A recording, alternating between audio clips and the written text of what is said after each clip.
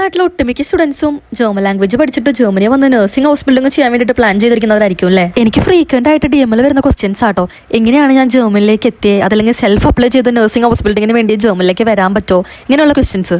അങ്ങനെ self apply ചെയ്ത് ജർമ്മനിലേക്ക് വരുന്ന ഇഷ്ടംപോലെ സ്റ്റുഡൻസ് ഉണ്ട് കേട്ടോ. നമുക്ക് പ്രോപ്പർ ആയിട്ടുള്ള അസിസ്റ്റൻസോ ഗൈഡൻസോ പ്രൊവൈഡ് ചെയ്യാനായിട്ട് ആരെങ്കിലും ഉണ്ടെങ്കിൽ അത്യാവശ്യം ഈസി ആയിട്ട് തന്നെ നമുക്ക് സെൽഫായിട്ട് അപ്ലൈ ചെയ്ത് ജർമ്മനിലേക്ക് വരാം. ഇതിപ്പോൾ നിങ്ങൾ കഷ്ടപ്പെട്ട് ജർമ്മൻ ലാംഗ്വേജ് പഠിച്ചാലും പിന്നീട് നിങ്ങൾ ഒരു നല്ല ഏജൻസിയെ കണ്ടുപിടിച്ച് ലക്ഷങ്ങൾ പൈസ മുടക്കിയിട്ട് വേണം ജർമ്മനിലേക്ക് എത്തിപ്പെടാൻ. അവിടെ ആട്ടോ അസെൻഡിയ നിങ്ങളെ ഹെൽപ്പ് ചെയ്യുന്നത്. അതായത് നിങ്ങൾ അസെൻഡിയയിലെ ജർമ്മൻ ലാംഗ്വേജ് പഠിക്കുകയാണെങ്കിൽ നിങ്ങൾ ലാംഗ്വേജ് പഠിച്ചിറങ്ങുമ്പോൾ നിങ്ങൾക്ക് ജർമ്മനിയിലെ നഴ്സിംഗ് ഹൗസ് ബിൽഡിംഗ് ചെയ്യാൻ വേണ്ടിയിട്ടുള്ള അസിസ്റ്റൻസും ഗൈഡൻസും ഒക്കെ അസെൻഡിയ ഫ്രീ ആയിട്ട് പ്രൊവൈഡ് ചെയ്യുന്നുണ്ട്. അപ്പോൾ ഇങ്ങനെ ഒരു ഓഫർ അസെൻഡിയയിൽ ചേർന്ന ജർമ്മൻ ലാംഗ്വേജ് പഠിക്കുന്ന സ്റ്റുഡൻസിന് മാത്രമേ ഉള്ളൂ കേട്ടോ. ഇനിയിപ്പോൾ നിങ്ങൾ A1 മുതലേ തന്നെ അസെൻഡിയയിൽ വന്ന് പഠിക്കണം എന്ന് നിർബന്ധമൊന്നുമില്ല കേട്ടോ. നിങ്ങൾ വേറെ സ്ഥലത്താണ് A1 A2 പഠിച്ചെന്നുണ്ടെങ്കിലും ബാക്കി അസെൻഡിയ വഴി നിങ്ങൾക്ക് പൂർത്തിയാക്കാം. അപ്പോൾ കൂടുതൽ ഡീറ്റെയിൽസിന് ഈ കാണുന്ന നമ്പറിൽ അവരെ കോൺടാക്ട് ചെയ്താൽ മതി കേട്ടോ. അപ്പോൾ വേറൊരു വീഡിയോ ആയിട്ട് പിന്നെയും കാണാം. അതുവരേക്കും ബൈ ബൈ.